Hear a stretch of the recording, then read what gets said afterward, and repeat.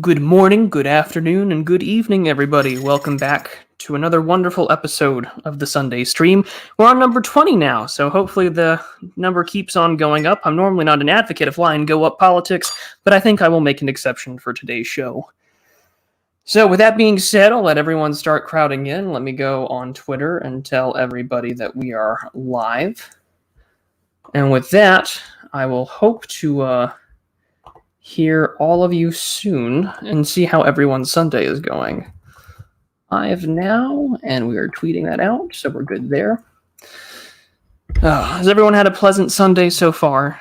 Has everyone had a good week? We're about to start a new one tomorrow. I know technically Sunday is the first day of the week, but let's face it, for us working people, Monday is always the start of the week, isn't it? Always back to work. Unless you're one of those like boomer tier memes where it's just like, I love going to work, I'm away from the wife. But as we all get started, I figured that I will do my usual bit of giving you all an update on what lies ahead before we get into today's lecture. I am having a cup of coffee, as I usually do on the stream. And with that being said, let's start loading up everything that I need to start loading up. Getting the presentation ready, and we have everything that we need. So here we go. It's a sad truth, not a boomer thing. Oh, well, that's equally depressing, Dave. I don't know how to respond to that. Thankfully, I guess I can say I'm not married yet, so there's that. It's a sad truth, not a boomer thing. Oh, that's a little bit crushing, isn't it? Hello, Tuesday. It's good to see you. It's so nice to see all these regular faces. I have not yet adjusted to the idea that there are regular viewers and regular attendees. That's not to denigrate any of you wonderful people. It's just something that I'm not used to. I didn't think that a year ago I'd be doing a YouTube channel and discussing the things I studied in school and having regular attendees. But with that being said, I'm going to have a quick sip of coffee here. And I ordered a sample of the stuff that I have here, and I decided that I will show you exactly what kind of mug I am drinking out of. So let's go ahead and share that all with you.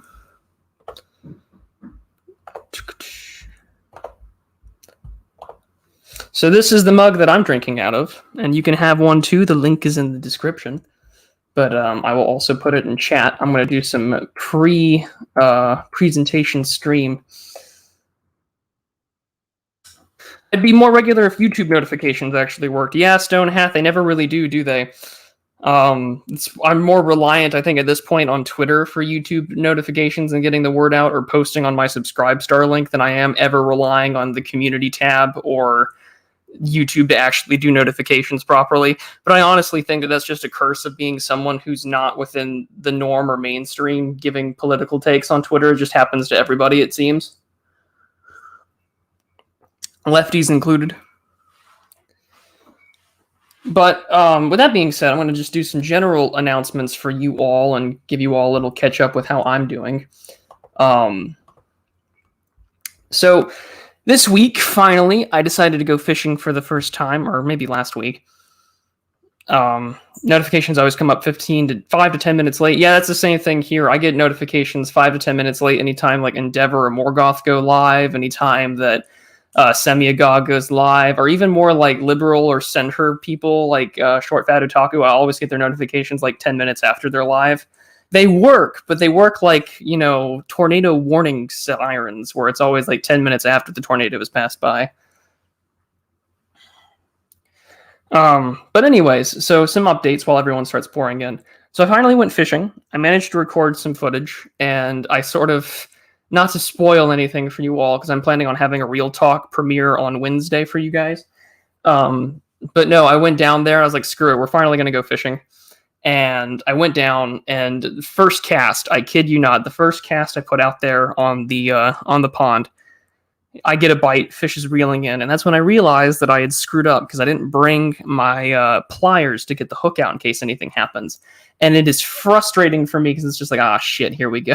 Let's hope that this hook isn't really burrowed deep in there because I really don't want to kill you or like make you bleed or anything like that. But thankfully it wasn't. So I got really lucky there.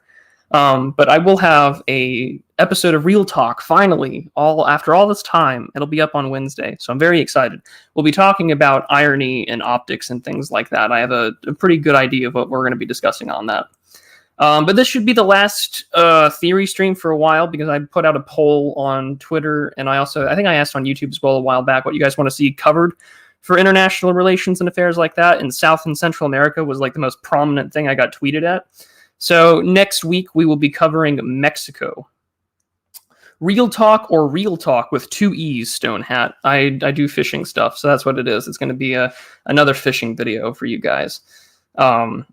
I don't think I've gotten to the point where I can do like the whole radio thing where it's like, this is the Real Talk with, so-and-so. I'm not that guy. I much rather have you have some very lindy and cozy fishing videos to look at while I give a rather calm talk on what's going on here. Oh yes, Dave, you will be here next week. That's absolutely right. My schedule is entirely mixed up. Mexico is the week after. So next week, Mr. DC Perspective and I are going to be having a lovely conversation. And we're going to be talking about a lot of things, most specifically in regards to the divide between Kissinger and others within the administration. It'll be a good time. I'm going to go more into detail with it towards the end so I can plug, DC's channel and what we'll be discussing, because it's important to take a look at the differences between people like Buchanan and the people like Kissinger in regards to foreign policy within Nixon's administration. So yeah, thank you for keeping me in check, Mr. Carlson. I greatly appreciate it. Shrouded Hills goes, what's up? For topical reasons, are we for or against the destruction of Louisiana? Why is anyone against the destruction of the South? I'm sorry there, Shrouded Hills. Zachary, that's what DC and I will be doing. We're going to be going on over the foreign policy perspectives and divisions between Kissinger and Buchanan. I will be covering Kissinger. I get to play the bad guy again. And Mr. Carlson will happily be covering the ever so wonderful Pat Buchanan, the one politician in America that deserves the greatest apology in the history of the United States over the last 30 years. Carlson's all over the place Tuesday. He still messes with election Twitter. He's in dissident Twitter. He's everywhere. He's a great guy. He's one of like the earliest people I've had conversations with on this channel.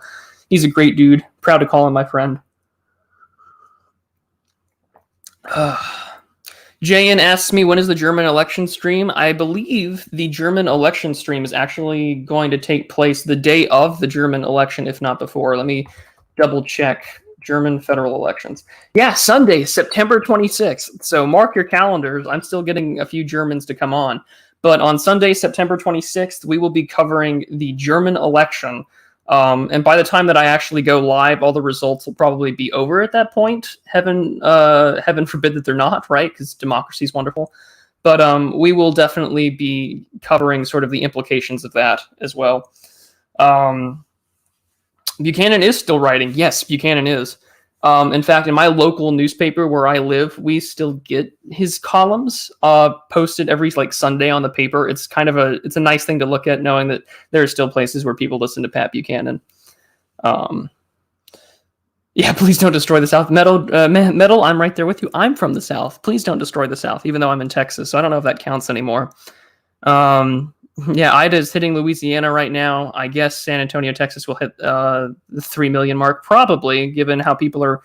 I was having a conversation with Charlemagne, who lives within the area that Ida's going to hit. So if all of you listening right now could give a prayer to Charlemagne and his family and those in that area, that would be very prudent of you. If you could give a prayer, make sure that no damage to the property and no damage to life or limb happens. I think that that's important, that we look out for those that we associate with, and we look out for those that we enjoy. I received so many prayers from people in his circles. I think it's the only prudent that we do the same. So if you guys could put out a prayer for him and his family, I think that no matter how bad or light the hurricane's going to be, I think it's important that any time that there's a storm, we pray for those in harm's way.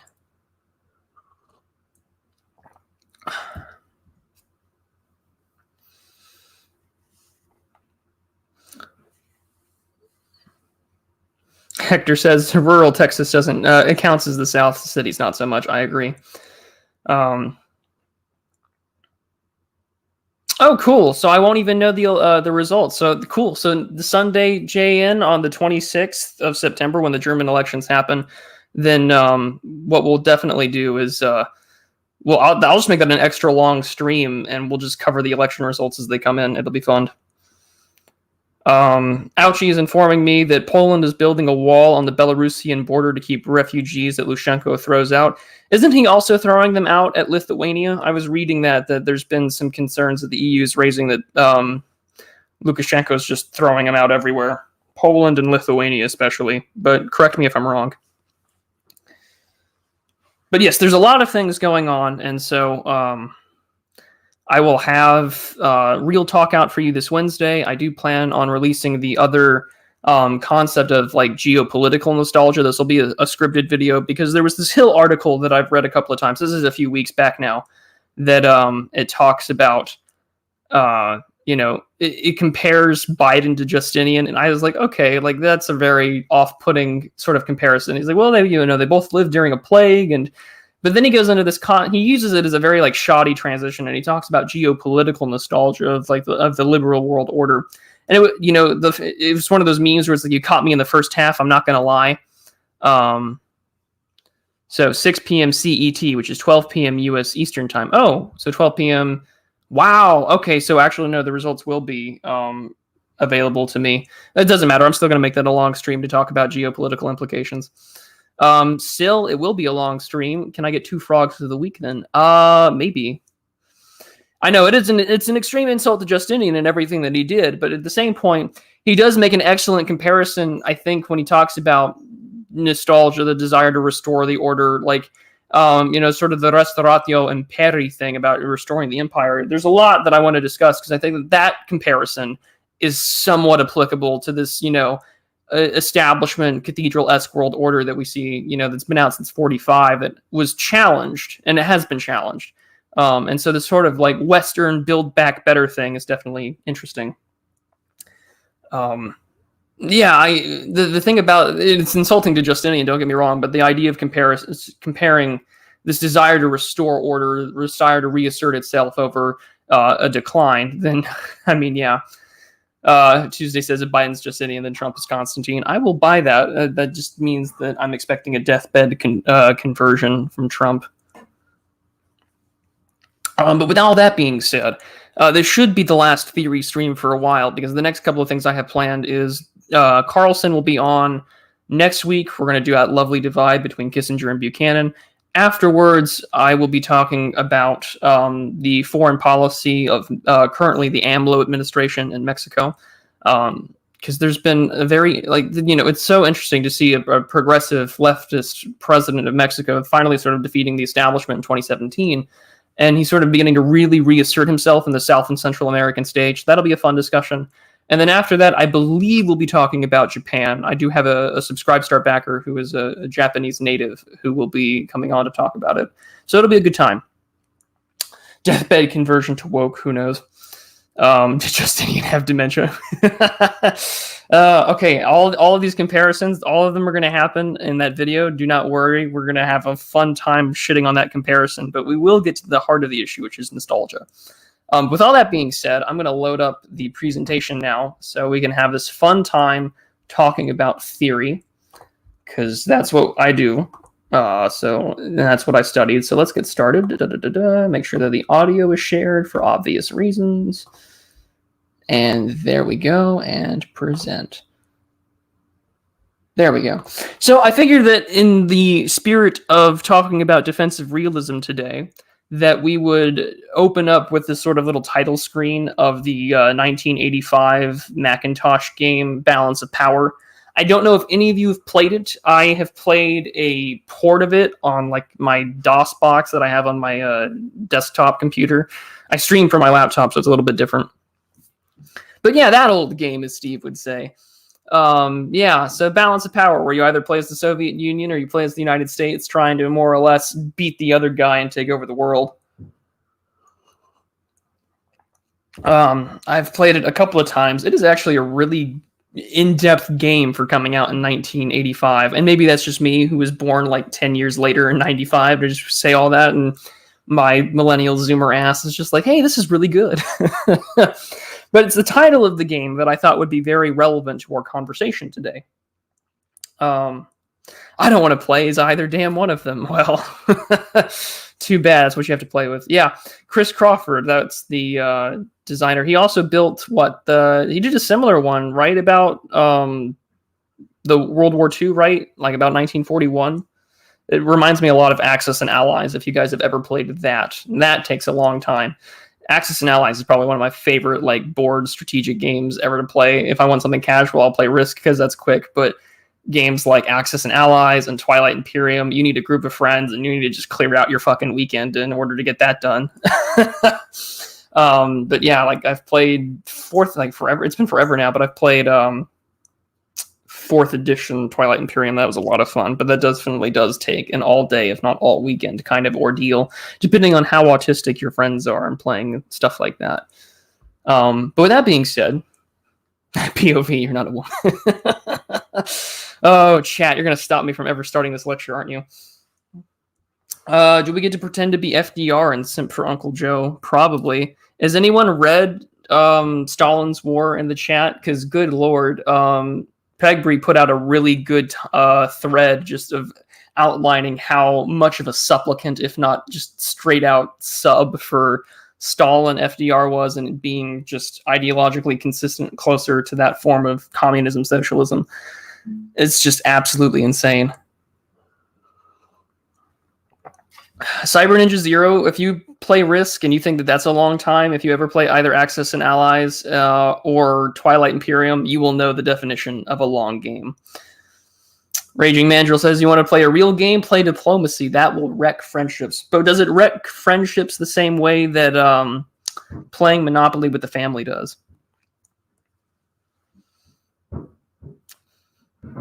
Hector says, wait, that game was about the Cold War when the Cold War was still ongoing? Well, that wouldn't fly today. We couldn't even have 6 Days in Fallujah during the Iraq War. Of course that wouldn't fly today, although they are remaking it. The commies had justified their action with what Lincoln had done to the South. Yeah. So yeah, no, it's been a long time. If we as a community ever have a 12 or 24-hour live stream fundraising event, we can do online access and allies, have everyone play together. Ooh, David Carlson, that's a wonderful idea for everyone who's a subscribe star backer. So I'm going to pin that thought to the back of my head. But as Lucas is saying, is this thing going to start? The answer is yes. So we're gonna get started before we spend all day talking about board games and video games, because that's not what I had in mind for today. So with that being said, we're going to get started. So today's conversation is about defensive realism. One of my earlier Sunday streams discussed the other side of the coin, which was offensive realism, where I more or less align on international relations and geopolitics on that sort of spectrum of schools of thought. But I thought that it would be pertinent for us to cover the other side of things, because there have been a lot of recent discussions and arguments, both historically as well as more contemporary arguments being made, that we're seeing a lot more reactive, defensive realism being applied by certain local hegemonic powers in the area, one regarding China, and then historically we're also going to be applying it to 19th century Europe today. So there's a lot that has been going on both in academia and a lot of journals that I had read throughout the week getting prepped for this, because I remember reading Waltz back in college, I remember reading Mearsheimer back in college. And so it's very interesting to see just how much has changed since then, because it's been a while now. I haven't done nearly as much reading as I need to. But yes, we're going to be taking a look at the inverse of offensive realism, and we'll be taking a look at defensive realism. But before we can do any of that, it's important to understand where, offensive and defensive realism come from. They come from this concept known as neorealism, or structural realism as it's also known. It's the reformulation of classical realist thought, whether it's from E.H. Carr or Morgenthau or other classical realist scholars. They emphasize the role of structures in IR. The structural realism, or neorealism as it's known, emphasizes how the world order operates, and it emphasizes how states can affect those structures, and also the structures within a state, how they govern, how strong is their military, what access to natural resources they have. So neorealism does place a lot of emphasis on how we analyze things geopolitically, because geography, of course, plays a major role in how a state is going to act. A state will always be more interested in what's happening along their borders with their neighbors than they will on the other side of the world. As I mentioned last week, the United States is somewhat that exception to the rule because it's, thousands of miles away with two oceans before, you really need to worry about anything, which is why you engage in through trade and having other countries on your border align with your foreign policy interests. That way you're not necessarily concerned about it. There was a comment that asked, well, in what ways is the United States, say, for instance, weakened Canada or Mexico? Mexico, you can argue economically. Militarily, I can argue with Canada, at least by having Canada be aligned within its foreign policy interests to a point where there hasn't been any real disagreement along in policy, except minus the domestic, which is usually, of course, then asserted through trade and through other means, through meetings and whatnot. So the fact that you have got two nations that are more or less geopolitically not going to bother you along your borders, both your northern and southern one, illustrates sort of that offensive structural way to take care of things. But, egoism and theory, as well as the ideas of what are the interests of those in charge of foreign policy, they do not play as much of a role in neo-realist thought. They believe that the world being so inherently anarchic, the fact that there is no global governance, there is no supreme sovereignty over the world, at least physically on Earth, illustrates that, the role in which, a president's ego, a premier's theory, an idea in which someone is going to go out and pursue their own interests doesn't play as strong of a role in influencing the factors of states, although it can, and oftentimes can go against the interest of the state and its people. That's a big part of the idea of structure in there, is that the individual actors, like people, don't play as big of a role in the grand scheme of things in the globe. So, of course, the basic tenets, as we discussed in the offensive realism stream, for those that are new and time to catch up, the world is inherently anarchic, no supreme sovereign, there's no central governing world authority, despite the fact that there are many on the left that would want one. So what is everyone's primary goal? It is survival, and it is to ensure that you still exist and that your people still exists. So the nation state will always seek to ensure its own survival, especially sovereign states, unlike dependent or territorial claims, say like, Puerto Rico, for example, is not necessarily a sovereign state. Their survival is inherently and innately linked to the United States' survival and so on. But we're talking about sovereign states will always seek to ensure their survival. So they will do whatever means necessary to preserve themselves on the world stage. Secondly, there are states that are looking at the world stage that are not as strong or are not as successful, either economically or militarily.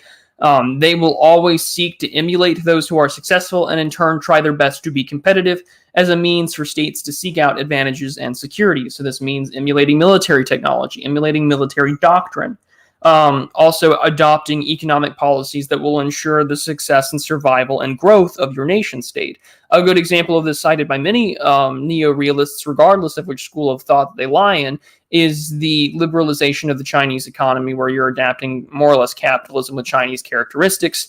Of course, centralized state control, but a way to seek out and emulate the structures of other successful countries like the US, and in order to seek out those advantages for their own security. So whether that's intellectual property theft, the manipulation of currency, investing domestically within, say, large swaths of land and real estate, they're emulating the ways and means in which to be competitive.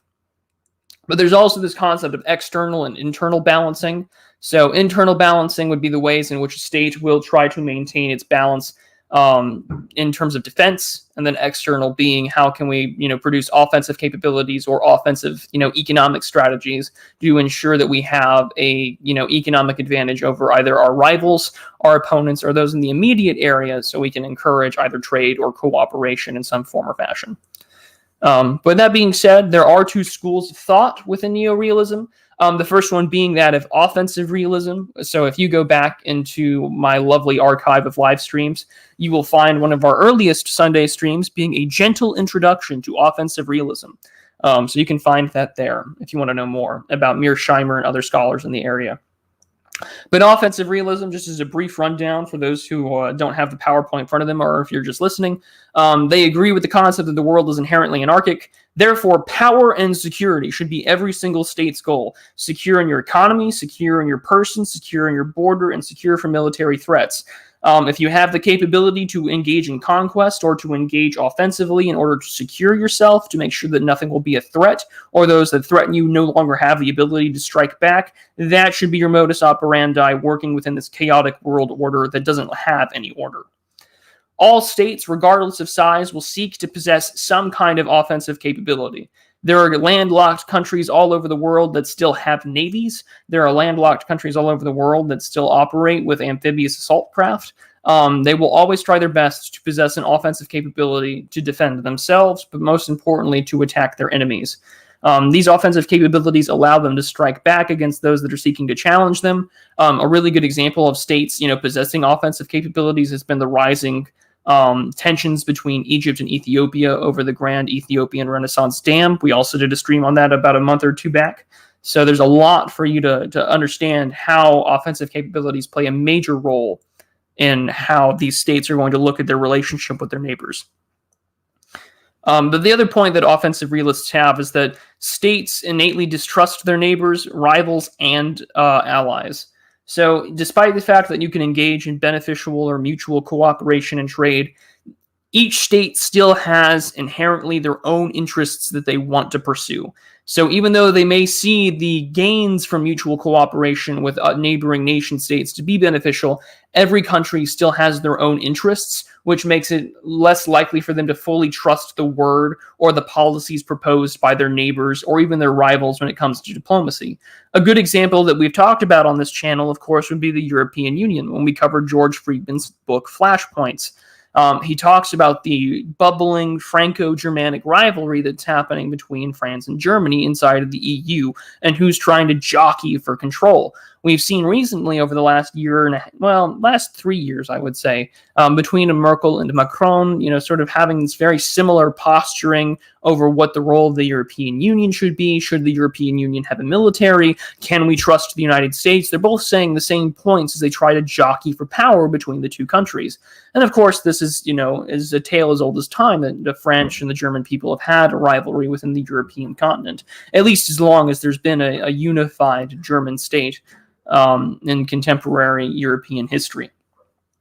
So this distrust is always going to be there between your rivals and allies, and so states will always seek both military and economic contingencies against their rivals and their allies. If you want to know more on the economic side, we can refer back to the stream that we did the other week about economic interdependence theory. Survival, of course, being the most important goal. Neorealists believe, and this is why they don't put a lot of emphasis on ego, personal interests, or maybe theory about individuals going against the grain of what their advisors might say, is that states will try their best to act rationally to attain it, in part because you have to act very carefully and to calculate whether or not it's going to be beneficial to go to war at this time. Is it going to be beneficial for you to engage in this particular way? What tools are at your disposal to act? So many within the school of thought of neorealism, and particularly offensive realism, argue that states will typically act as a rational actor to attain it. Whether or not you believe that states are a rational actor, or people act rationally on the international stage, becomes a whole other conversation that we might have to address on a future stream.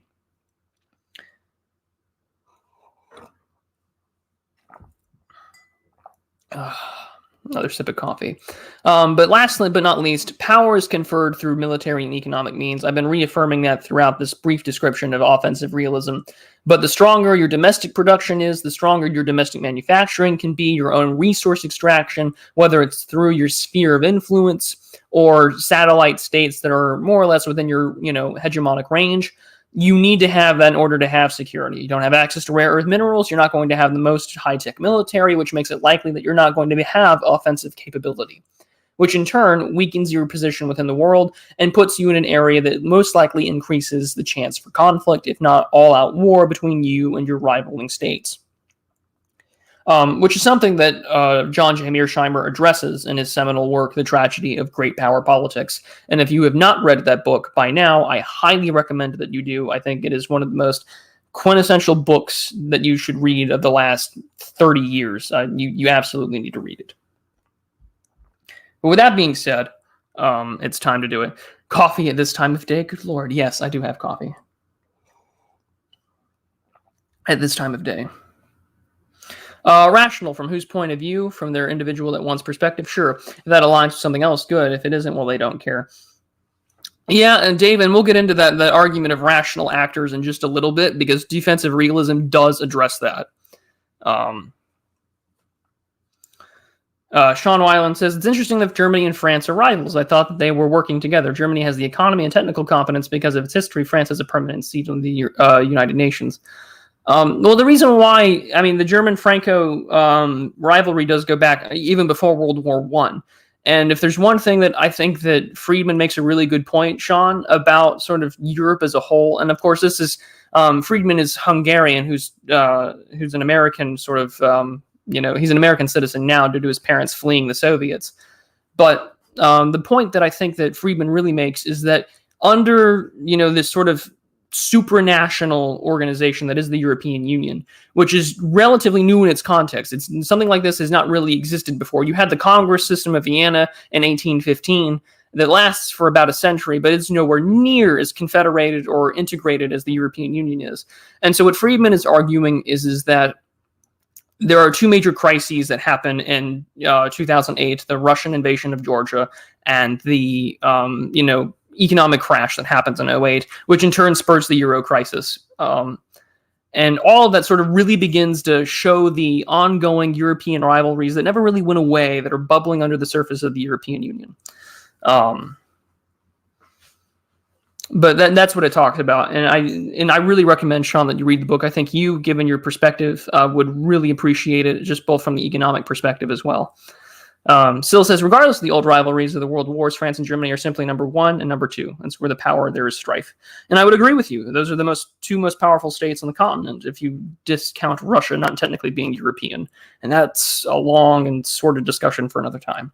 But I have addressed chat for a little too long, so let's continue. So, as someone had mentioned on Twitter, and I'm happy to bring him up, the foundational scholar to defensive realism, and by extension structural realism, is that of Kenneth Waltz, who wrote the book in 1979, The Theory of International Politics, where he really talks about the concept of structural realism and, by extension, defensive. I have read this book. I don't own a copy, unfortunately. I just had I had rented it out for college, and I really regret that.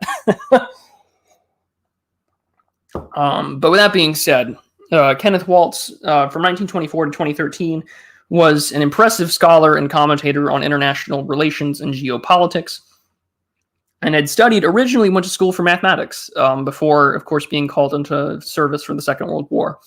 But he wrote in The Theory of International Politics in 1979, which I believe you can get a relatively affordable copy on Amazon. I think the last time I checked, it was like 30-something. But here are the major tenets that come from here. One, that states will always seek to balance power against other powers. So this idea of having a balance or multipolarity is going to be important in his eyes. Security rises up against all other goals. And most importantly, there are no international organizations or governing bodies that will save you in terms of dealing with security or economic concerns between you and a rivaling or even allied state. And of course, you can definitely tell that this is a book of its time, of the Cold War, when he argues that bipolarity is the preferred method of international order. When there are two major powers in the world, so in the time of being written, the United States and the Soviet Union, provides more of an effective balance because these two powers are more concerned about the security and their economic defense, more than anything else, because they don't want to risk, all-out engagement or all-out war, especially in an era of nuclear weapons where hundreds, if not, not hundreds of thousands, but definitely tens of thousands of nuclear weapons are pointed at each other and could definitely end the world 10 times over.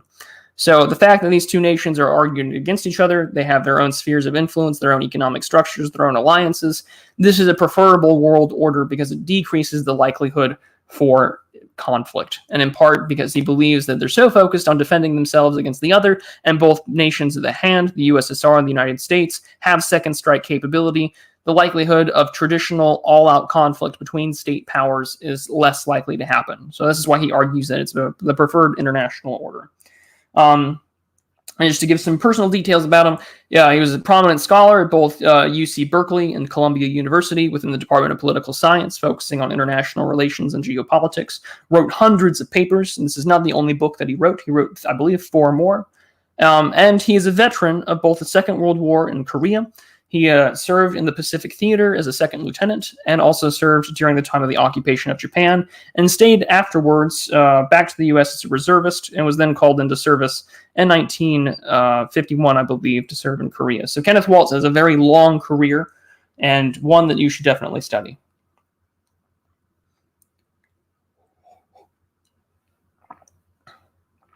So with that being said, Hunger asked me, have I read The Law of Nations by de Fattal? Do you recommend it? No, I have not read it. And so I could not tell you anything about it. However, I will simply add it to the ever-growing reading list, Hunger. Do not worry. But with that being said, this is Kenneth Waltz. He's our primary scholar for understanding where structural realism comes from. If you have not read The Theory of International Politics, I highly recommend that you do. Most of the books and works that I cite or that I reference throughout these streams, I think if you really want to get more in depth, because I'm only really giving you the most introductory concepts that I can, along with some of my perspectives and things that I've read. If you want to know more, I will happily do a short little 10-minute video just listing maybe the top 5, top 10 books in international relations that you should read. But yes, if you haven't read it, you should. Waltz has got a fantastic mind and a fantastic writing style for an academic. All right, so with that being said, let's take a look at defensive realism, the other side of the coin. So with defensive realism, unlike the offensive realism proposed by Mearsheimer and Gilpin, states will undertake defensive and moderate stances on policy and the economy and the military. They recognize, in his view, that states are most likely going to prefer a defensive posture because he believes in sort of the, really, I guess, liberal and Kantian idea that going to war, typically the consequences that are negative are not worth the gains. And the reason why he argues this is that because in this international system, while anarchic, we do have, these established structures of order. We do have these established things of trade. We understand that democratic states operate. We understand how world powers operate. We sort of know as a state, very broadly, how things are and how things operate. We're not idiots. So states are socialized. They are aware of historical precedent. They understand how costly war can be. We see this in the rhetoric all the time, most prominently, I think, within the European Union. When we talk about sort of the destruction of the Second World War, something that is so innately scarring, that historical precedent is something that becomes very wary of, to a point where even now, right, when we talk about historical precedent, that kind of idea determines more or less what we should be wary of in the future. And that's why we need to take moderate and defensive stances against these things from happening again. A very recent idea about the European Union, I think, comes from Peter Hitchens, columnist for the Mail on Sunday, and the better brother of the two Hitchens brothers, argued that, the European Union is organized Germanism by other means. And I am inclined to agree, given how much power lies within Berlin and in Brussels. And so he views that historical precedent that we need to be moderate in our stances with our relationship with Germany, and we need to take a defensive posture against the rising influence of the European Union. But when there was a conversation earlier in the chat, I think it came from Dave, about rational actors and what is, rational. Defensive realism deviates from offensive realism in this major way. It talks about the perceptions of the elite. So for those of you who've studied Mosca or Pareto, then you'll definitely understand why defensive realism takes this into account, because a lot of things do come on a top-down basis of narratives, messaging, and the manufacturing of where we need to move as a country, especially in a more modern time. So elite perceptions can modify the international structure by changing the ways in which states will act. Elite perceptions in other states and their own interests can change the course of state policy, oftentimes, as defensive realists will lament, leading towards expansionist views. Other defensive realists besides Waltz have argued the idea that elite perceptions will also set the agenda for what a policy should be, trying their best to pursue their own interests. Or what they believe to be the interests of the state. Those who have considerable influence will not just look at the interests of themselves, but the interests in which the country that they reside in, because they cannot maintain their own interests if they only live within a specific region, and they can't really, say, move their businesses or move their, assets and entities elsewhere. So an example of this, in my perspective, I think you could argue would be Trump. Trump sees himself as an elite. The agenda that he wants to talk about is the agenda of reshoring. Or at least for those within his camp, right? I can't say that Trump necessarily came up with these ideas. But you have that perception, of course, in which, the state is going to pursue these ideas of reshoring, acting defensively, acting, moderately to improve its own economic capability. We've seen this a lot when we talk about that economic interdependence theory, that the likelihood for conflict comes out when we have these sort of negative trade expectations, and when there are such vast, negative trade expectations that sort of come out of the more protectionist camp of the right. We see them willing to take things that are going to sort of expand their own manufacturing capacity, expand their own domestic economic capabilities, whether that's through resource extraction, whether that's through, bringing back companies to the United States, bringing back capital. That in turn, of course, can be seen as expansionist or imperialist from other parties. Which is why it's important for states to take these defensive and moderate stances on both the economy as well as their military. But at the same time, as we discussed a little bit earlier in today's conversation, defensive capabilities are going to be more important than they will offensive. As foreign policy scholar Robert Jervis argued, he believes the defensive capability matters more than the offensive, specifically along the lines of like second strike capability, as we discussed between the USSR and the United States. The idea that international conquest can really happen in a time of nuclear weapons or even more destructive weapons, whether that be biological, chemical, or through some other means like the proposed rods of God idea. International conquest through military means is going to be less likely, which is why Jervis and others who are considered defensive realists will tell you that, well, you act defensively, you try to preserve what already exists. There's sort of the status quo state preservation, wherein states will try to preserve the existing order that is already around and their existing hegemony in order to prevent the likelihood of all-out conflict between states or even non-state actors from occurring. Particularly because if you can defend what already exists, then you can retrench and defend your position. We see this a lot with the United States Navy in sort of defending sea lanes against piracy, engaging with its allies in joint cooperation, especially when dealing with, say, the infamous Somali pirates. All of that allows you to preserve the international order that exists, and it allows you to act in a defensive manner that is going to be more beneficial because this focuses primarily on keeping what already exists in a state of growth or in a state of position to expand sometime in the future, especially through economics. The next part, for those who are not listening or not viewing, is the security dilemma, also known as the tragedy of anarchy.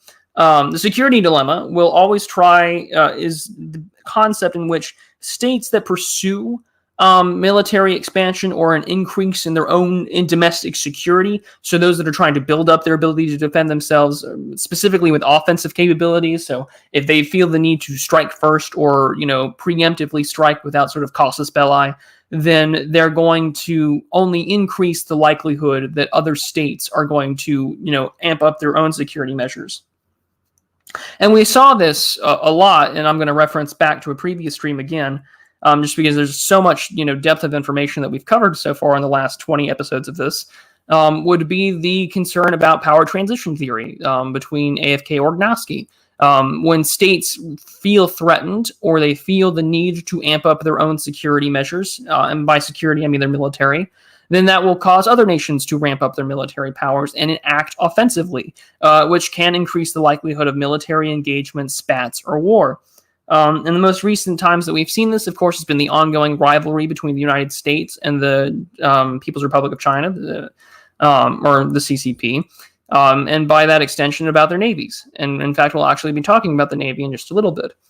But that security dilemma, because the world is anarchic, will often have other people on edge. While they'll try to decrease distrust and make gains in cooperation, oftentimes when people pursue offensive measures in trying to defend themselves or to expand their hegemony, all of that does is increase the likelihood of other states doing the same, which can increase the likelihood of conflict. However, you do see this sort of subtle soft imperial action or this soft hegemonic action from states, because through defensive realism, people will try to decrease distrust amongst their immediate allies because they don't want war. War is costly. The war is negative. War, the gains never outweigh the consequences. And so they try to engage in cooperation. And this is usually done through trade or diplomacy. And we see oftentimes they will try to make the cost of not cooperating, either the maintaining of their sovereignty or not joining this alliance, to be more costly than it would be to engage in cooperation. You see this most often with the European Union, as well as with the current Chinese roles with its Belt and Road Initiative, as well as its Navy, giving trade a hassle within the South China Sea and other parts of East Asia when it comes to the Association of Southeast Asian Nations, also known as ASEAN. So we'll get into that in a little bit later on in the lecture. And then last but not least is socialization. So again, this goes back to the concept of historical precedent and knowing how the world works. States will emulate other successful states in order to understand.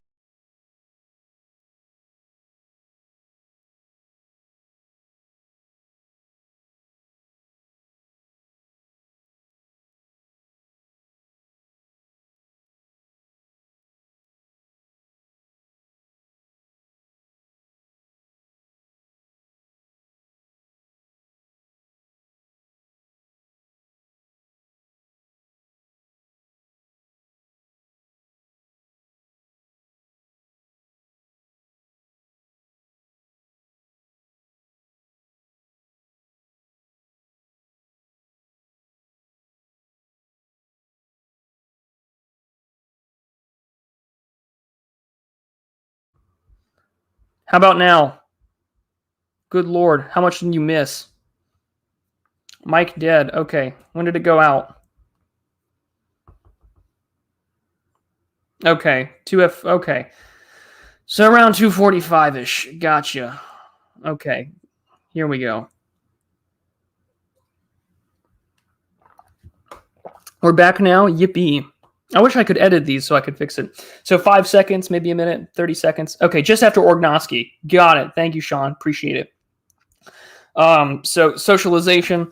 So states will always try to emulate successful other states in order to understand how that works in sort of the anarchic system. You'll see a lot of that in the liberal school of thought of international relations, specifically with like democratic peace theory, the sort of liberal universalizing understanding that anytime that you see successful, peaceful states interact with one another, you want to emulate that system. And so the liberal school of thought, especially under that peace theory, would argue that by other nations adopting democracy, you can decrease the likelihood of conflict between other states. And yeah, Sean, I saw that your comment there about selectorate theory. Yeah, he's also, in my view, from like a foreign relations standpoint, yeah, he's really well known for power transition theory and the realists school of thought. But I will have to take a look at the selectorate theory. So something that I will definitely look at in the future. But thank you, chat, for keeping me in line, because otherwise I would not have noticed the mic went out, because I'm going off of the tab with the presentation, not my StreamYards, which is shame on me. But hopefully we won't have any technical boomerisms in the future. So for those listening afterwards, don't worry. Chat's wonderful. We'll be taking a look at that. Shrouded Hills says, Big Daddy America, Japan emulates Big Daddy America by having their own petty Me Too movement for no good reason. That's also happening in South Korea. You gotta love it. But yeah, here we go. So with that being said, audio's fixed. Defensive realism has been discussed. Now we can move on. So with that being said, I think it's important for us to talk about the major differences between defensive and offensive realism. And I wanted to look at it in four major areas: the ideas of power and hegemony, alliances, the concept of elite perceptions and rational actors, and the view of a decentralized world. Because both of them inherently believe that the world is anarchic, chaotic. There's no global supreme sovereign. So that's important. With that being said, the first one, power and hegemony. Offensive realists will believe that it is necessary to have strong offensive capabilities necessary to attain and, most importantly, maintain the secured power of a state and its sphere of influence. In order to do that, by maintaining the sphere of influence, that means you have the capacity to act offensively. You have to maintain that hegemony through force. Diplomacy and a strong economy are not alone. They are not alone or not strong enough to do it alone. You need to have the ability to project force around you. That way people understand that it's not right to mess with you or to seize upon your territory or within your sphere of influence. You need to have an offensive capability.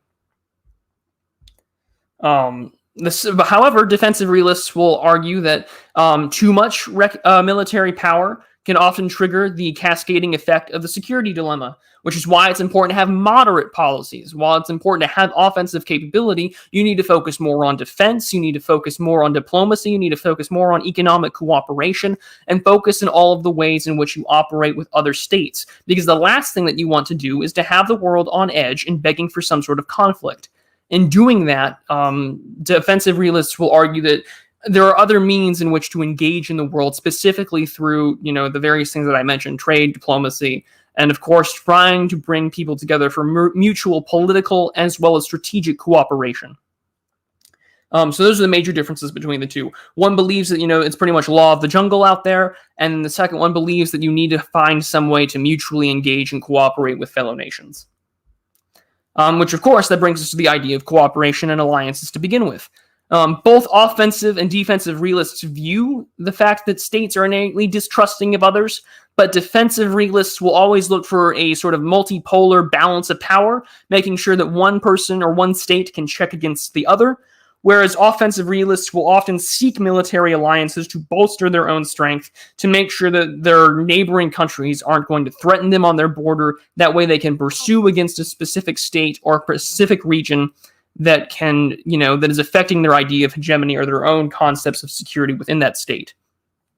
So the real difference is that one prefers sort of this mutual economic cooperation. You got to make it costly if you don't engage, whereas offensive realists are going to primarily orient themselves around the idea that, no, we need to act now. We need to, ensure that those around us aren't against us, secure a military alliance so we can attack our target as a coalition and ensure our position of strength.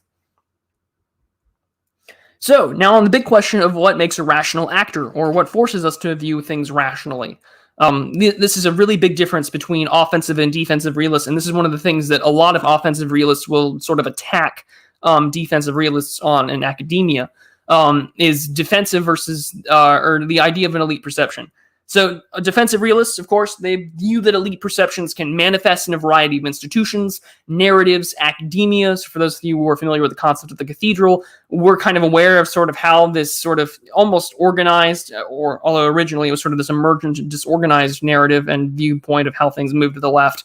However, they're going to pursue their own interests. They're going to set things that are oftentimes maybe against the interests of the people, the demos, which can lead to overexpansion and conflict, which is why it is important to not only hold these perceptions at bay, but defensive realists think that it's important for you to engage moderately. Secondly, these elite perceptions can oftentimes be within the interests of the state by being defensively. If you are a manufacturer, why on earth would you want to engage in a way that would only lead you to oftentimes having your factories bombed, losing access to capital, losing access to trade? So defensively, we sort of see the neoliberal idea of these elite perceptions. It's important to have access to cheap sources of labor, which is why we see offshoring. We want to ensure that capital can flow through in means in which these elites can enrich themselves. That's why we see these sort of economic policies being so dominant in a defensive posture for the nation to maintain its security. So again, this is where you'll see a lot of neoliberalism sort of creep into the realist school of thought. But offensive realists argue that elites play little to no role in the likelihood of conflict, war, or security, because the world is innately chaotic and anarchic. And because of that chaos alone, and the fact that it is essentially a very Darwinian survival of the fittest nature, the elite perception may not matter as much unless it is aligned with the state's security. Plus, these elite perceptions may not necessarily show themselves to be a way that is beneficial to the state, other than the fact that it benefits them. So because it is very difficult to discern how elite perceptions can affect the policy of a nation state in terms of, pursuing hegemony or pursuing security, they shouldn't play as big of a role in understanding how states operate, because states understand, at least their governance and their leadership should, have a rational view to understand that acting a specific way and acting a certain way is only going to invite trouble. So you need to focus immediately on your survival, which means gaining power, gaining offensive capability, making sure that those around you cannot attack you, destroy you, or affect your sovereignty or hegemony. So while elite opinions do exist within the school of thought of offensive realism, they don't weigh nearly as much, and they believe more likely that states will act rationally on the world stage. And then last but not least, the views of a decentralized world. So again, in the structural realism school of thought, we understand that the world is inherently anarchic, the world is inherently chaotic, and nation states have to do what they can to ensure their own survival. The defensive school of thought will always seek to utilize cooperation, trade, and alliances to bolster a state's security and its own hegemony. Offensive realists want to have that hegemonic power be as vast as it can to ensure that domestically its state sovereignty cannot be threatened. We see this with the idea of buffer states, or particularly with Russia, right in the near abroad. There are going to be numerous states and populations you would have to cut through before you can really get to the motherland. Or, create hegemonic power through force, such as the United States has done with the North Atlantic Treaty Organization, in order to ensure that you have the necessary means to defend yourself, have battlefields elsewhere. Often it's been argued that American troops in South Korea are the necessary strategic tripwire in order to ensure that, nations like China or North Korea don't do anything to South Korea. So you need to ensure that you can do whatever you can to tell other rival states, we have the force, we have the power necessary. Do not do anything that you can to increase the chance for war, because we have the capacity to destroy you. And that's the offensive school of thought there. So let's see how chat's doing. America is an offensive realist pretending to be a defensive realist. Oh, we could spend an entire conversation, GSP, on what on earth the American foreign policy is supposed to be, whether it's offensive or defensive. I innately believe that the current regime, so to speak, is an offensive realist, or at least it's what it has been for the last 70 or so years. And now with the sort of rise of China, will we see defensive realism take place? I don't think so. I think really what's going to happen next is sort of what we just talked about in the power transition stream, because there's a lot there that takes place to talk about. But as soon as Hamar talks about the problem with these theories is that they start from the concept of the nation state, and it seems that the trend of history is going against nation states right now. Yeah, I mean, we're getting to a point where we're seeing, and this is and actually a really good point, Suno, is what we talked about last week about functionalism, is that we really are seeing a trend buck against the nation state right now. When we talk about neo-functionalism, we talk about regional and intergovernmental integration and organization. There's a lot of push for sort of this supranational governance.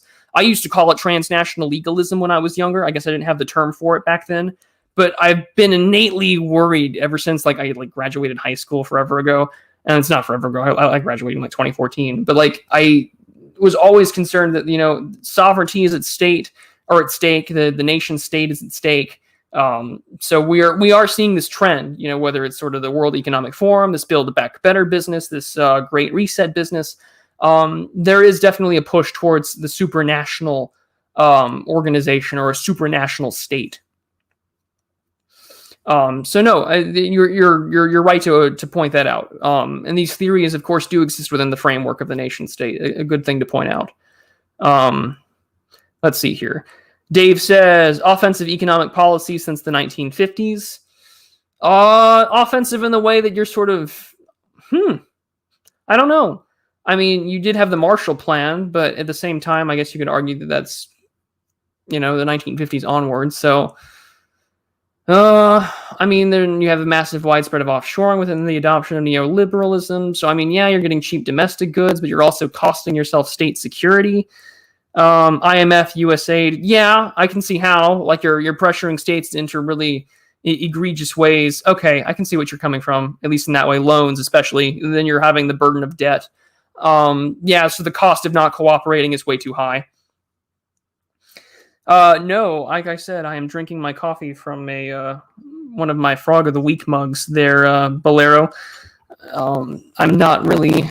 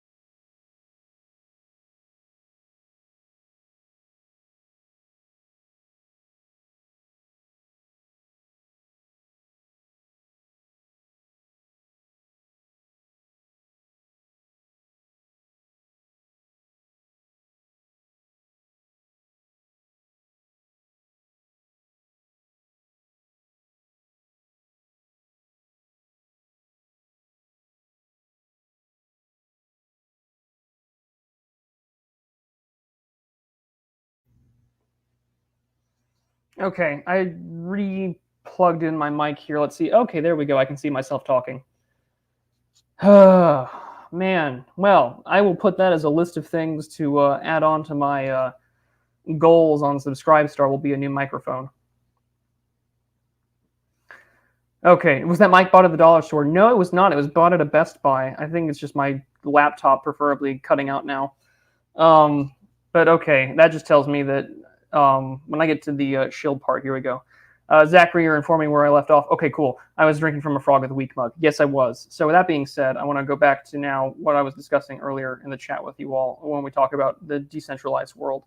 I noticed that Steve had made a comment saying that since 1945, especially 1991, America seeks to be the global authority that the world lacks. And it has been, or at least has tried to. One of the consequences of that, though, is the fact that other nation states still want to seek out their own interests. This is why I view things mainly through an offensive realist position, is that other nation states aren't going to be happy with a central governing authority. They would prefer to have that sort of chaotic, anarchic thing going on there. And with that being said, you're going to definitely want to try and mitigate one central authority having the power over everything, which is the United States, which since 1991, right, we've definitely made Russia, through our own economic and military hubris, be against Western and American interests. The rise of China has been problematic, although we've definitely assisted in that by shipping off a lot of our economic manufacturing to them and being more economically dependent upon them. But you're right. The United States has tried, and it wants to maintain that. But it's not the foreign policy establishment of the United States needs to recognize that it's not 1991 anymore. You can't get away as a unilateral actor in the world. And this is where I kind of agree with Dugan that things are moving into a more multipolar world order. But it's yet to be seen which one is going to be the major powers. We can have an idea. I still think the United States, the EU, Russia, and China will play a big deal. But I do think that there are other actors that will come out in the future. Is it periodically selecting a different device as a mic? It might be. Yeah, let's try that real quick. Hold on. I might get rid of. Let's see. Okay, we should be all right now. I did take out my headphones and they have a microphone. That might be it, Stone Hat. Thank you. Russia's been a rival since they started turning back the Wehrmacht. I mean, I haven't read Stalin's War yet. I did order it, though, so I'm going to have to give it a read myself. But I have seen threads where we just talk about the United States totally FDR doing things pretty much unilaterally to support Stalin, and that just really, really gets under my skin. World police, pull your country over, says Shrouded Hills. But yeah, so these are the differences between offensive and defensive realism, because I did get a little off track with this mic issue, but we should be good to go now. With that being said, let's move on to our next slide. So some historical examples of defensive realism. I took this article from Matthew Rendall in the Review of International Studies in 2006. I provided a citation below. I feel like it's important I start crediting the people that I reference throughout the streams. So I'm going to be doing that more. But anyways, Rendall argues that the concert of Europe is a form of defensive realism. And he argues this in mainly two ways. That the Vienna Congress and what would become the congressional system of Europe from 1815 to the late 1840s is a balance of power system. The creation of alliances and the creation of sort of making sure that one particular alliance can balance against the force of another to prevent the likelihood of Europe diving into, world war, so to speak. It was meant to mitigate the likelihood that, revolution, nationalism, and liberal democracy, these things that spurred this great war, scarred by what happened with Napoleon, will in order to try and mitigate, conflict and war from breaking out again.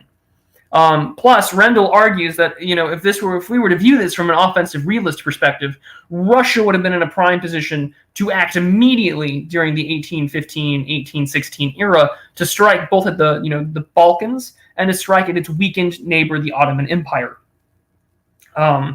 So there is a lot at place that he argues that, hey, these nation states could have done more. For instance, any, the newly independent Poland or the English at this point in time could have attacked the Prussian Empire. Prussia had no military capability. Its standing army was like 15,000 troops at the time. It could not muster enough forces to defend itself. Neither could it raise enough taxes to keep its government and economy afloat. So there was a lot at this point in time to pursue things. However, Rendall argues that Metternich managed to create this balance of power system. And any time that there was revolution, or any time that there was sort of an ethnic conflict between the various empires at the time, that they would come and meet together to sort of address these issues. And this happened well into the 1820s and late 1830s. So these sort of things are idealizing the defensive realist perspective in which there's going to be this balance of power, and in turn try and mitigate the likelihood of conflict. And yeah, the major powers did, and that's something that he actually brings up in the article, is that the major powers did support Greek independence from the Ottomans during that time. But he's arguing that there's no military conflict. I mean, there's aid, yes, and there's some support, yes, but not to a point where the Ottoman Empire gets destroyed, because the Ottoman Empire lives to, see the end of the First World War. And again, Rendell puts out a really good argument here. I thought that it was worth discussing and having a conversation with you all. I bought into this. But again, like we talked about, I think, last week, it's always difficult to prescribe sort of more contemporary theories and concepts to things that happened well over 100 years ago. This was now, 200 years now? So, I mean, it's a lot for us to, we have to, you can take it with a grain of salt, but I do think there's a lot of applications in these sort of conversations. And particularly when talking about the Ottomans, especially with Russia, Rendell argues that, it just took forever to defeat Napoleon. I mean, the cost of war would be, significantly costly to the Russians. And why do it? Alexander recognized this. So even his closest confidant says, if we were to go it alone, we would create an enemy to ourselves, to all of Europe. And it's not worth that kind of cost, both diplomatically and militarily. And Steve says, look at that mess in Central Europe. Yes, and just wait till the 1880s and 90s when things really go to shit. Shrouded Hill says also the Vienna system survives to 1848, the revolutions, which is no small feat. No, it's not, especially considering if anyone has a modicum of understanding, and even I have a very small understanding of European history, but I mean, if you look at the last, 1,500 years of Europe, or even those maps of recorded battles, and just see how littered with dots Europe is, I think it's impressive that any system that tried to preserve some sort of domestic regional peace could last that long. And even though the Congresses really start after Europe, or the 1848 revolutions in Europe, the Vienna system, this idea of alliances and maintaining a balance of power, is still very much alive. And of course, it dies in 1914 when war breaks out and the alliances have to act upon their respective, word and authorities to defend certain parties. But the formulation of those alliance systems talks about the necessity for balances of power. Rendell argues that the major issues addressed within their own structures, specifically the idea of meeting for congresses or having the regional alliances, what would later become sort of the Central Powers and the Triple Entente Alliance, to have conversations within themselves, all in which trying to preserve peace and decrease the likelihood of war happening, although eventually these things would happen, right? Not on the destructive scale that we had seen both with Napoleon or what would later become the World War. But again, I have the article there if you want to look at it. I think that Rendell makes some really good points about trying to view this from defensive and offensive realism, and I thought that this was a very good point to make here. Dave Bergeron says smaller states with less corruption the leaders could get away with. This is where Dave, this is where I'm going to take a brief aside here and talk about sort of like Moldbug's concept of patchwork, because that's something that he does argue, that the smaller the state it is, and that's why you have these multi-confederated states with high exit, less voice, gives you the opportunity to have less corruption, because the elite, those in charge, are far more likely to be held accountable by a smaller population that pays attention. Tuesday recommends to understand the pause post-World War II, I would recommend FDR's Last Year, 1944 to 1945, Jim Bishop, 1974. Tuesday, that will get added to the list, and I will make sure that I can buy a copy if I can find one on Amazon Smile. Or if you can recommend me a very based independent book publisher, I'll take that too. But here's our historical example, and then I also wanted to reference a more contemporary one where we talk about the Chinese. So this comes from a 2012 article that I was reading in regards to defensive realism in today's world. I believe it was someone's doctoral thesis. And I very much thought it was a very convincing argument. So, the People's Liberation Army and its Navy forces plan and its maritime strategy In the last 25 years, he's argued, has been more recently a defensive realist perspective by maintaining its littoral, the shore, immediate oceanic area, and its immediate sovereignty over what they believe to be an encroaching of sovereignty and hegemony from Western alliances in the area. He argues that, a lot of the Chinese Navy up until recently has been primarily oriented around, the mainland, the shoreline, the littoral islands and areas that it has territorial claims to.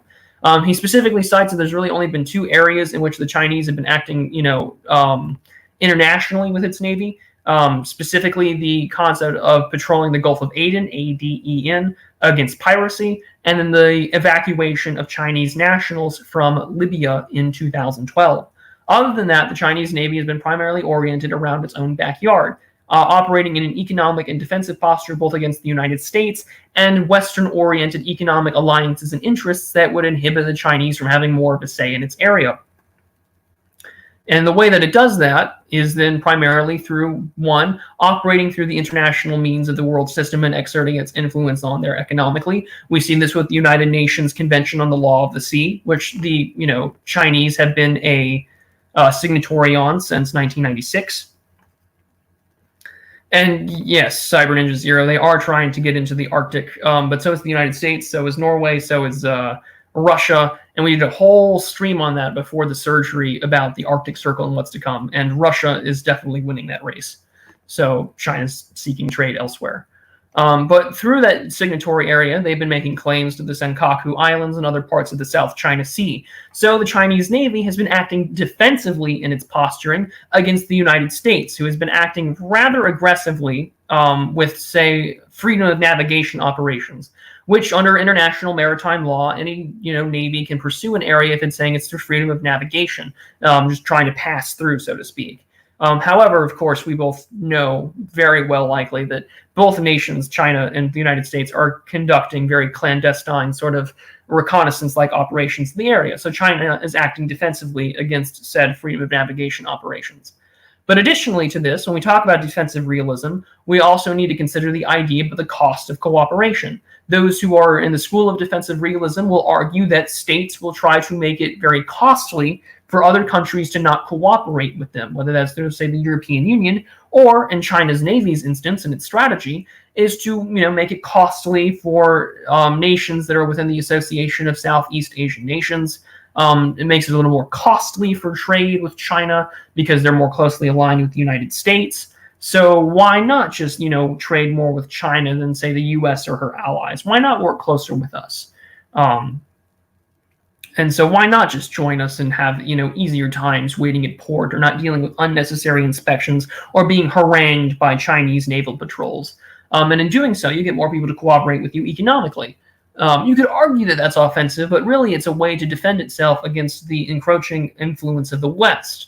To borrow a line that we hear from many South American dictators, why simply stand there and let yourself be subject to Yankee imperialism when you can defend yourself and do something about it? So the People's Liberation Army Navy acts in a very defensive posture in a way to defend the mainland and defend her interests against any sort of future conflict while trying to assert territorial claims, whether it's against Taiwan or the Senkaku Islands. So we can see that there's that defensive realism existing within the world stage. Stonehat asked, how much of this enforcement is economic?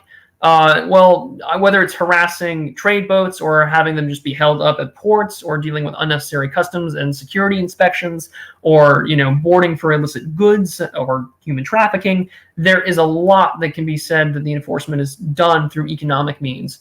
And we also see this right through the same way that the United States plays things with economic means. You see this with a lot of Chinese investment projects within the region, as well as it's encroaching into the Middle East and then within sub-Saharan Africa.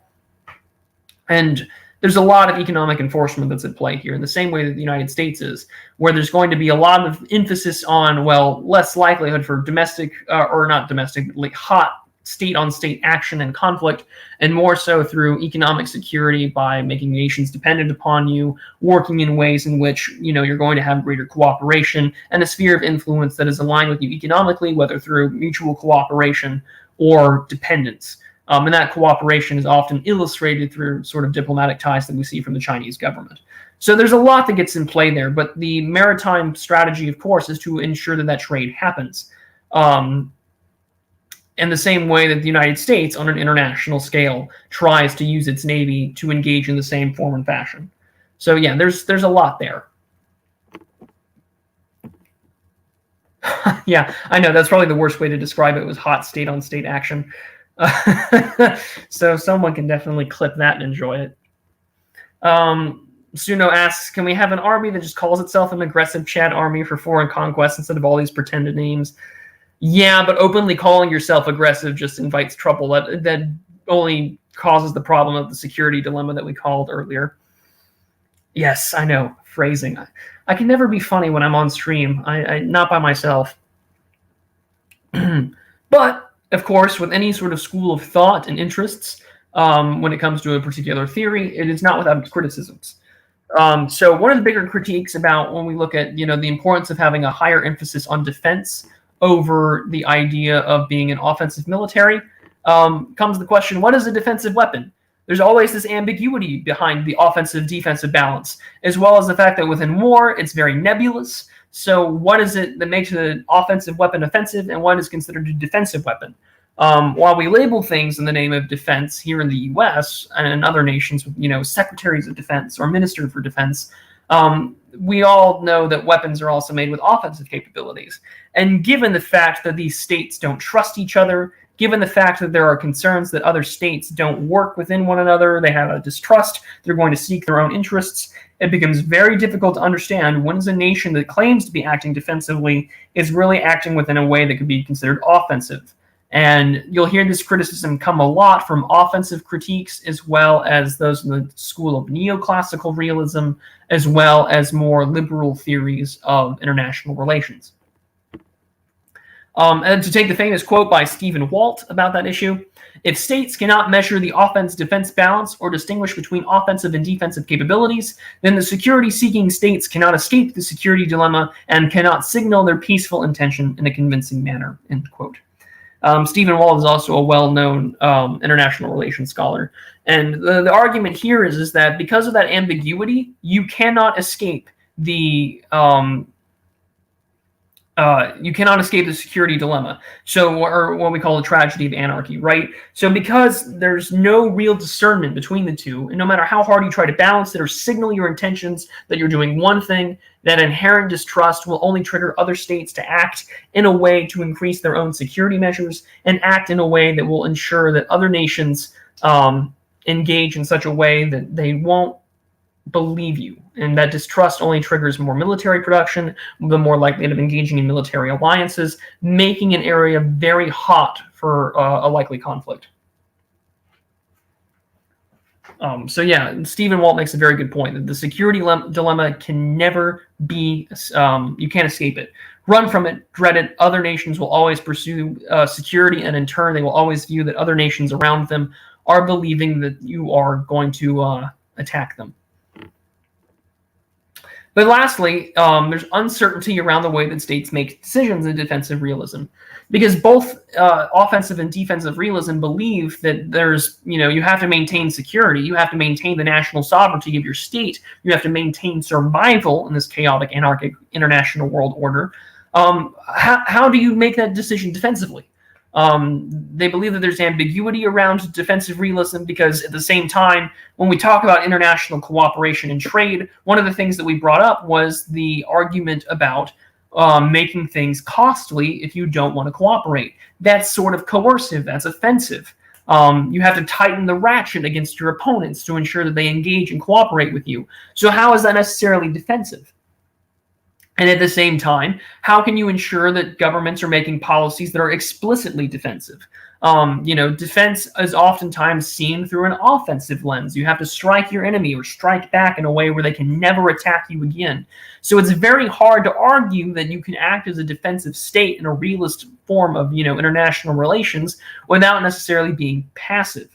And because states are never passive, they're never a nation that is status quo ante, because the status quo ante is never beneficial to them. They have to find a way to, ensure their own security and ensure their own economic strength and prowess, which makes it very difficult to discern how do you make decisions or how do you make policies that are inherently defensive. That is a big debate that is still raging to this day in a lot of international journals, like the Journal of International Security, for instance. I know that realism gets thrown around quite often still. I follow what gets published there. I'm on an email list. So I see a lot where this back and forth goes on about what makes it offensive, what makes it defensive, and more specifically, elites have their own interests. They can deviate from the concept of what makes a government a government. So, or what makes an elite actor be in line with the government's position on X, Y, and Z, or maybe the government is going to follow the elite because the elite have a greater say. And in turn, it makes it very difficult to discern what is a defensive decision. And these are just only some of the criticisms. I mean, you could look up 1 million journal articles right now on JSTOR and just see hundreds, if not thousands, of articles engaging in this very debate. I just picked some of the bigger ones, like the security dilemma and what makes something defensive. But to wrap things up for the lecture today, defensive realism is the inverse of offensive realism, where states will act defensively. They will act mainly through economic means, and they will make necessary means to ensure their own survival and defense through mutual cooperation, diplomacy, and making sure that their military is acting in a way that only defends itself and not aggressively, because we believe that the cost of war is far too great than the gains would ever be. And that, I think, in a nutshell, is the definition for defensive realism, also best known as structural realism from its seminal scholar, that of Mr. Waltz. And as I see here in chat, Jedi Knight Anakin Cringewalker says, "Hola" from the event.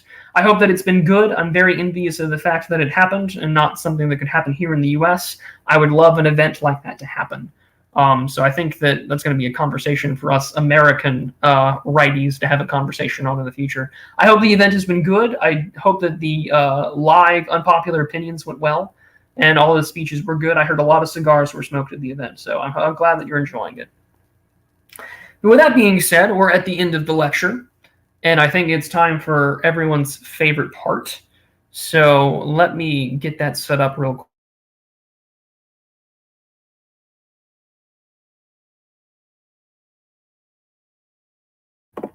Alrighty, so on to the next. There we go.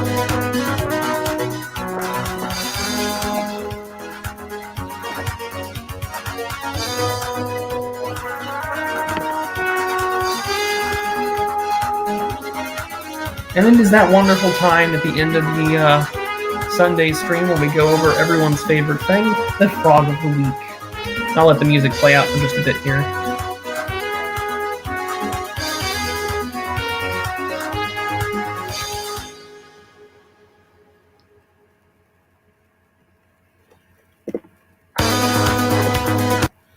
Okay, so today I figured that something happened this week that inspired me to cover this one.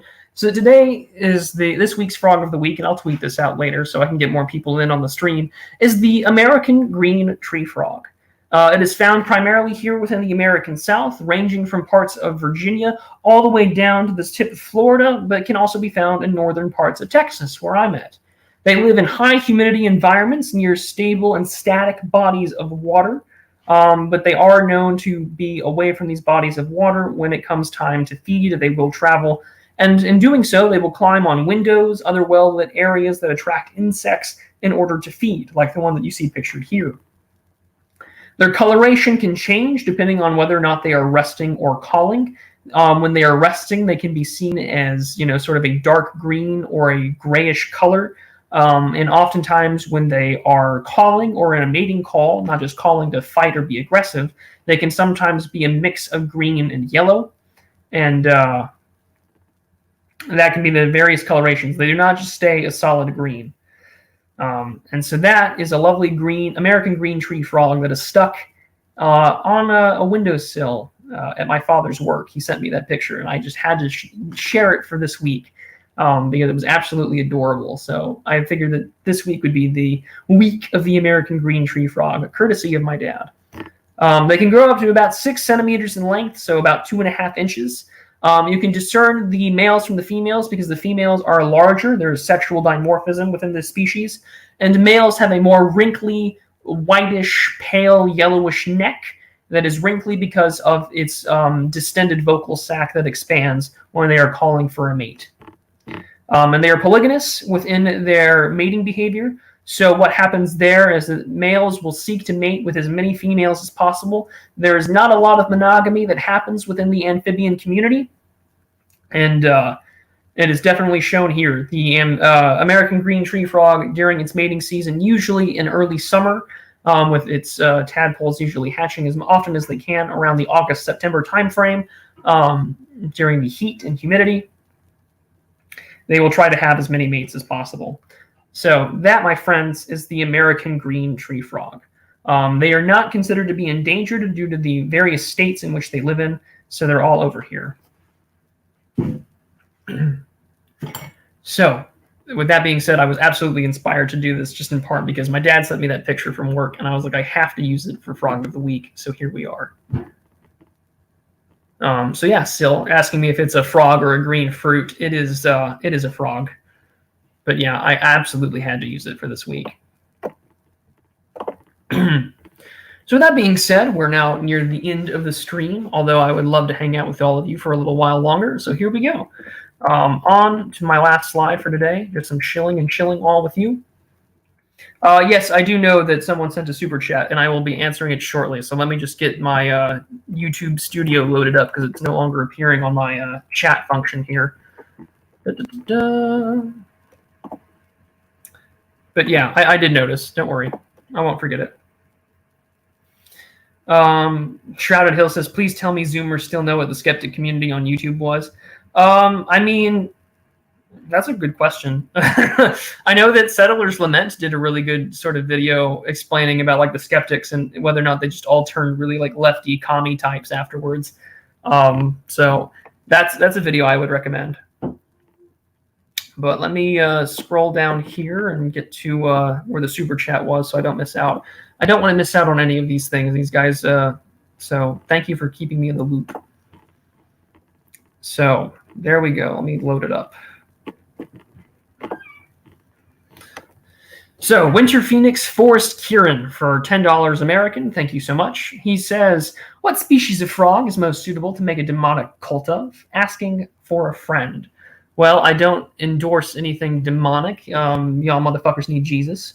So I would just say that if you're going to start a cult over a frog, one that is demonic, well, I would just say that I would encourage you to be conservationist in this demonic cult. And there is a frog out there known as the Scrotum Frog that is endangered. So if you're going to start a cult, that would be the one to do it over. And I will find a picture of it for you guys so you can find it. It is the Lake Titicaca water frog, and it is a medium-large to very large species of frog. So let me find a picture for you all so you can see exactly what I'm talking about. So if you're going to start a cult, I mean, here's the one to do it over. Share screen. Let me find it for you all there. There we go. So there you go. That would be your frog. That's the one I'm going to do it. It's endangered, so definitely go do it. That would be the one to do it. Stonehat says the RuneScape frog was pretty demonic. I did not play RuneScape growing up, so I couldn't tell you. But I'll take your word for it. But I mean, we already have a sort of a demonic meme-esque cult of personality when it comes to frogs, and I think that would be the Pepe and the Apu and the Peepoo frogs. They're absolutely adorable, though, aren't they? If you kiss the frog, you'll turn into a princess. Ah, the frog, the kissing frog to femboy pipeline is very real now, isn't it? But I know that someone had mentioned earlier that America's too big for an event, and you're probably right that it is too large that you couldn't do something like that, which is partially why like I'm very I have come to find out that a good chunk of people in our circle, so people like Clossington, people like Semiagog, people like Charlemagne, we're all kind of in the American South. And so my argument is that if we ever have an event, it has to be in this nice central like day's drive in the American South. It's really the only place that you want to do it is in Dixie anyway. So if there's ever an American event, that would be the place to go. Stonehat asks, any book recommendations on the Royal Navy's role in British foreign policy? There is one book that I can think of that is on my mind. Let me find the name for it, and I can give you an answer real quick. Just hold on a second, because it's off the top of my head. I know someone was recommending it to me on Twitter, so give me a second. I can find it for you, Stonehat. I will not forget. I will try and give you a name before the stream ends. But yeah, someone said Scrotum Frog, and I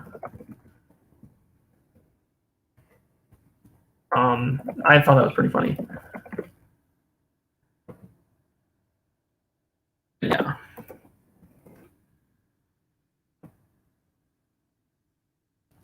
Oh, let's see here. What was the one that it was? I think someone had oh, that's what it was. Thank you. I just found it in my DMs. It is called To Rule the Waves by Arthur Herman. How the British Navy Shaped the Modern World. It came out in 2004. That was the book Stonehat. There you go. To Rule the Waves by Arthur Herman. That would be the one. It is also on my reading list. But yes, I have this like laundry list of books on the on my Amazon cart that just keeps growing and growing. It's on my wish list. But yeah, Bolero also mentioned it too. But yeah, but To Rule the Waves by Arthur Herman, 2004. That would be the book to recommend, because it's been recommended to me on, I think, 2 occasions now. Tuesday says, yes, the eunuch is supposedly hosting some sort of get-together in the woods somewhere in the Smoky Mountains. Sounds like it's going to be a raid fest. Yeah, to me that just sounds like the feds are coming. No offense, he is, if you actually are hosting something, but I don't think I want to get together in the woods there. If the event was in America, AA would have to sell MAGA turbans. Tuesday, I'm going to tweet that at him in the group chat I'm in, or send that to him, yeah. Stonehat says, could you make that wish list public and have people to support you? Not sure how you can do a wish list without whilst maintaining privacy. I know that there's a way that other YouTubers have like a channel related Amazon account. I could probably do something like that. So yeah, I can consider that in the future. But for the meantime, what I am going to do is let you know the ways that you can support me. And the way that you can support all of the books that I do eventually end up buying and things like that are by supporting me on Subscribestar. And I mean, either that or YouTube memberships or just super chats in general. As I've often said, the money doesn't actually stay in any sort of savings account or anything like that. Oh, Goodreads, they can do wish lists? Well, then I'll just do that. I'll make a prudentialist Goodreads for future prudent reads. But yeah, that's a really good thing for me to look into. Thank you, Caligula. I appreciate it. Caligula Bushman. Thank you. But in the meantime, I mean, Subscribestar, of course, is the best way to sort of keep sort of a recurring way. Like I said, this money doesn't stay with me. I don't like let it sit in a bank account. I don't let it just sit there. So all of this money, like I say here on the goals on the right, you guys make sure that I don't have to dip into my paycheck to pay for my anti-rejection medication. Which is a huge help because I'm going to be changing insurance next year, and so things will probably get a little more expensive. So words cannot describe how thankful I am for your support there. For those of you who are new to the channel or don't know, 2.5 months ago I received a kidney transplant. So that's where all this money goes to. All of the ad money and stuff like that, it goes towards the anti-rejection meds. It allows me to, pay for things medically where I don't really have to dip into my salary. But the biggest thing that I've been working on right now, because I've had the same laptop since like 2015, and it is beginning to crap out on me, I've noticed. I do have a nice expensive gaming PC, which I'll probably start working from in the future. But I would like to buy a new laptop and get to work on it. So that's where the money is there. How do we buy books from Goodreads? Yeah, that's a good point, Stone. Dave says you could give us a PO box so we can send you your books on the list if you listed them. So you're not the first person to suggest that, Dave. I just was it expensive to get that Chinese export kidney? Oh no, don't make me think about that, because I get really no, Dave, no. But yes, during the transplant, I received a pediatric one, so I get very worked up over the fact that someone has a very deep and cutting loss, so that 2 other people could live.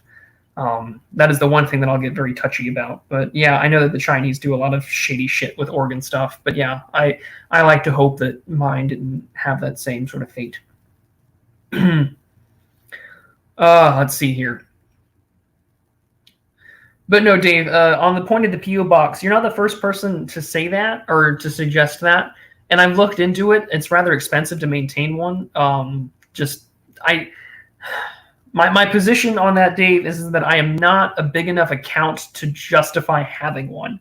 And I know that sounds, I don't know how you can interpret that, but it's just like, I'm not even at 3K subs yet, you know? Like, I love the very loyal and dedicated following that I have. I just don't know if that's worth the cost. I know that's very strange to put out there, but I just don't think that at the current point in time, it's worth it. That's just my perspective. Oh yeah, I did for my local U.S. post office where I live. They run for I think it was 400 something for a year. Not that I mind. It's just I haven't calculated it being worth it yet. Don't get me wrong. I love the community stuff and I love talking to the same people here and on Telegram and on Twitter. I love the fact that we have this community here. It's very nice. I wouldn't trade it for anything. I just don't think that the size of the channel has justified a P.O. box. So what I will do, Dave, is this. If we all can work together, and at one point in time, maybe this time next year, we're at 10,000, then sure, I will do it. That is my promise. You can clip this, and you can hold me to it. But for right now, I don't see it as being something that's worth the cost. Not to say that I wouldn't love books coming into my P.O. box from you all. I would love that, but not right now. Maybe in the future. But, of course, if there are other things that you wish to enjoy from this channel, the other thing I would highly recommend would be the merchandise, which is, of course, in the description here. I just lost my train of thought for a second as I'm trying to share screen. But here, it's linked in the description, here are all the wonderful products, and this came from a person on Telegram who came up with this Frog of the Week design. I absolutely love it. I'm going to be tweeting out the Frog of the Week later today, once we finish the stream. But yeah, it's here in the description, and what I will also do is I will also link it in the chat here for you all. There's a variety of stuff on there. Some of it's in my own design, some of this from Friendly Designs. So yeah. Dave says, you could give us an Amazon username to buy Kindle books as a gift, if that's a thing. I have no idea. I also don't own a Kindle, and I don't prefer, I said I'm not a big fan of ebooks, but I will figure out something there. Do not worry. We will come back to this in the future, Dave. Trust me, I haven't dropped it. But the other thing about community stuff that I wanted to address is that I have been tinkering over the course of this week with OBS. I've started recording things and figuring out how that operates. The next thing I'm going to do is start testing out streaming. That way we can do community streams. So if you are a backer on Subscribestar, if you are a backer on YouTube memberships, then once a month I will be doing some sort of gaming stream with you all, just to chill, hang out with you guys, shoot the shit, not necessarily talk about anything going on in the world or politics. But that way we can just enjoy, the benefit of community. You guys are definitely backers and supporters, and I couldn't be thankful enough. So why not do something fun? So to wrap up everything here for today, because this has gone on a little bit longer than usual, I will have a video out this Wednesday. It'll be an episode of Real Talk with a lot of actual caught fish on camera, so enjoy. Next Sunday, Mr. Carlson and I will be going over the differences of foreign policy views in the Nixon administration between Kissinger and Pat Buchanan. I will be taking the role of the ever so demonic Henry Kissinger, although he's very accurate in realpolitik. So there'll be a lot for us to discuss there. And then the week after that, the Sunday stream will be covering Mexican foreign policy. And in between, I should have a video out on geopolitical nostalgia, another scripted vid. So there's a lot going on. And of course, if you are interested in the community things, there's always the Frog of the Week. But the thing I ask more than anything, and I mean this more than anything, more than the money, more than the merch, more than anything, is just like and share the stream. The more people that can be aware of the stuff that we talk about here, the greater that this information can be disseminated, the more people can learn about the importance of international relations, because too often in our dissident circles, we focus way too much on the domestic and not enough on the fact that even if you change the regime, even if you take over, you still have to deal with the rest of the world. So with that being said, liking and sharing the stream would be greatly appreciated, and I, for one, would be very, very grateful. So until then, with all that being said, I hope that you enjoyed today's lecture. I hope that you enjoyed everything that we got to see today. And I'll see you all this Wednesday when I premiere a new episode of Real Talk. I hope that you all have an excellent Sunday or a good morning if you're somewhere else in the rest of the world. And with all that being said, be prudent, and I'll see you all next time.